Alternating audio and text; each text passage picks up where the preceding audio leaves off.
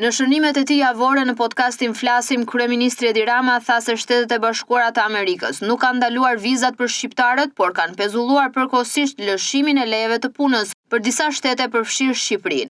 Dua të them dy fjalë për ata që u hodhën përpjet, ose më saktë për ata që jetojnë të hedhur përpjet dhe që në përpjetësinë e tyre i shtuan hedhjeve edhe një hedhje të radhës dhe të njëjtës natyrë, dizinformim, çoroditje e opinionit publik, helmim i të gjithë atyre që kanë akoma fuqinë që t'i dëgjojnë, duke thënë që Amerika i ndaloi vizat për Shqipërinë.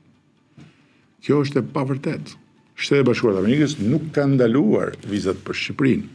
Shtetet e Bashkuara të Amerikës, administrata aktuale, nën orientimin e qartë prej kohësh të presidentit Trump për politikën e re lidhur me imigracionin, ka vendosur që për 75 vende të botës, ndër cilat edhe disa vende të Ballkanit, ku përfshihet edhe Kosova, të bëjnë një pezullim të përkohshëm për sa i përket lejeve të punës në Shtetet e Bashkuara. Jo vizave për në Amerikë, po lejeve të qëndrimit në Amerikë për punë. Pasi, për këtë kategori vendesh, kanë vënë re fenomenin e marrjes vizës për turizëm, marrjes vizës për biznes dhe pastaj të mos respektimit të afateve, por të qëndrimit atje për të filluar një punë. Rama tha se ky vendim ka ardhur për shkak të fenomenit të abuzimit me vizat për turizëm dhe biznes. Dhe kjo është diçka që shkon në linjën krejt normale të politikës së re të presidentit Trump dhe që nuk ka pikën e lidhjes me të gjitha ato që u thanë nga ata që hidhen përpjet.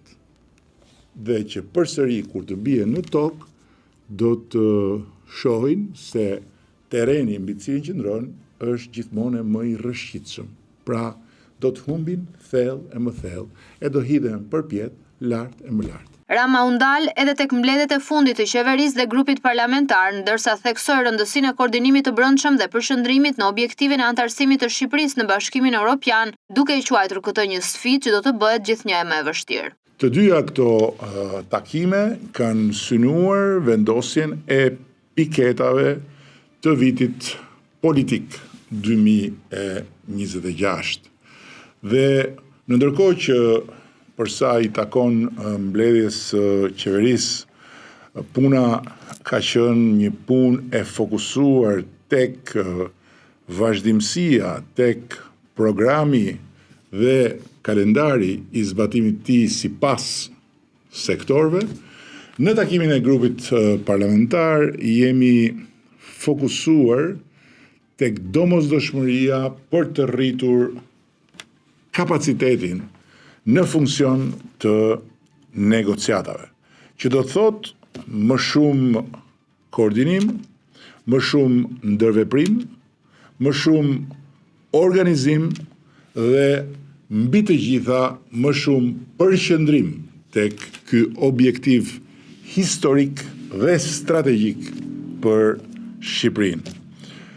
Është e qartë dhe duhet jetë e qartë për të gjithë shumicën e qeverisë se për cilin do që është në pararojën e Partisë Socialiste duke qenë në nivelin më të lartë të përfaqësimit, se ky proces është një proces që do të vijë duke u vështirësuar jo më vit pas viti, po muaj pas muaj, pasi kemi të bëjmë me një volum legislativ që kur më parë nuk ka kaluar filtrin vendimarrës të Republikës Shqipërisë, nga konsultimi publik tek qeveria dhe pastaj tek parlamenti.